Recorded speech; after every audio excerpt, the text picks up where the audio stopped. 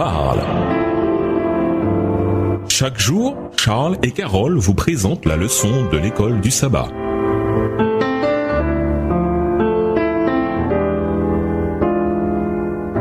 Bienvenue dans votre émission Dieu nous parle. Voilà au mercredi 13 juillet, Voix prophétique, deuxième partie.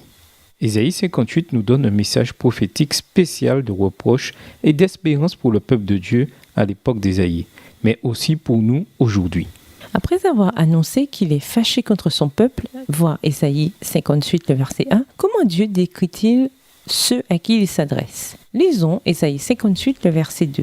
Ésaïe 58, verset 2. Tous les jours, ils me cherchent. Ils veulent connaître mes voies comme une nation qui aurait pratiqué la justice et n'aurait pas abandonné la loi de son Dieu. Ils me demandent des arrêts de justice. Ils désirent l'approche de Dieu.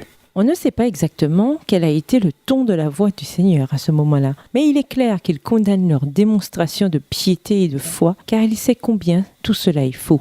La Bible en français courant traduit le passage ainsi. Jour après jour, tournés vers moi, ils désirent connaître ce que j'attends d'eux. On dirait une nation qui agit comme il faut et qui n'abandonne pas le droit proclamé par son Dieu. Ésaïe 58, le verset 2. Lisons Ésaïe 58, les versets 3 à 14.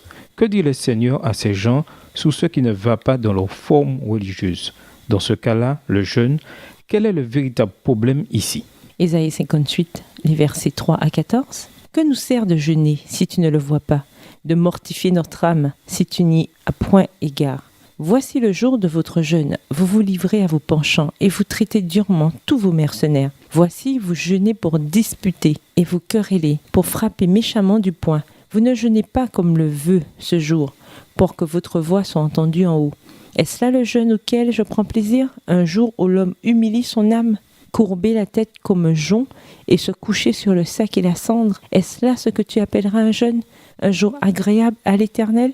Voici le jeûne auquel je prends plaisir. Détache les chaînes de la méchanceté, dénoue les liens de la servitude, renvoie libres les opprimés, et que le rompe toute espèce de joug. Partage ton pain avec celui qui a faim, et fais entrer dans ta maison les malheureux sans asile. Si tu vois un homme nu, couvre-le, et ne te détourne pas de ton semblable. Alors ta lumière poindra comme l'aurore, et ta guérison germera promptement. Ta justice marchera devant toi, et la gloire de l'Éternel t'accompagnera.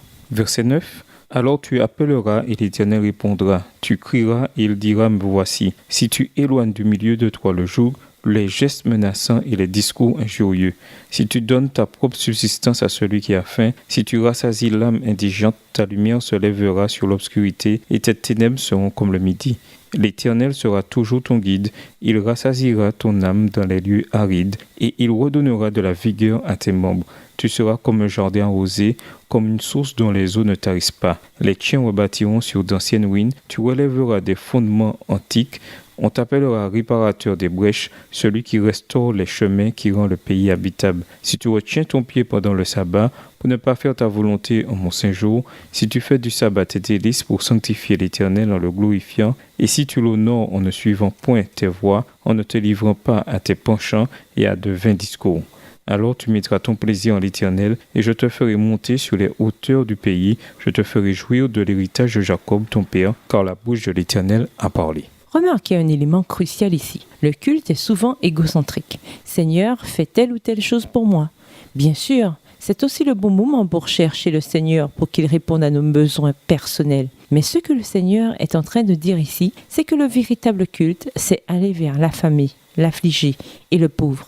Chose étonnante, ce ministère tourné vers les autres bénit non seulement ceux qui en bénéficient, mais aussi ceux qui proposent cette aide. Lisez ce que disent les textes sur ce qui arrive à ceux qui se tournent vers les malheureux pour les aider. En soulageant les autres, en donnant aux autres, nous sommes nous-mêmes bénis. Qui n'a jamais vécu la réalité de ces promesses de Dieu? Qui n'a jamais connu cette joie, cette satisfaction et cette espérance que l'on a lorsque l'on aide ceux qui ne peuvent pas s'aider eux-mêmes? Il est difficile d'imaginer meilleur moyen de refléter le caractère du Christ pour le monde.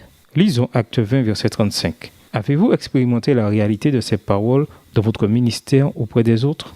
Acte 20, le verset 35. Je vous ai montré de toute manière que c'est en travaillant ainsi qu'il faut soutenir les faibles et se rappeler les paroles du Seigneur qui a dit lui-même « Il y a plus de bonheur à donner qu'à recevoir ». Et nous vous laissons cette question de réflexion. Devrions-nous attendre que l'Église démarre un programme officiel avant de nous soucier personnellement d'une question sociale? Expliquez. Au revoir. Et à demain si Dieu veut. nous parle. Chaque jour, Charles et Carole vous présentent la leçon de l'école du sabbat.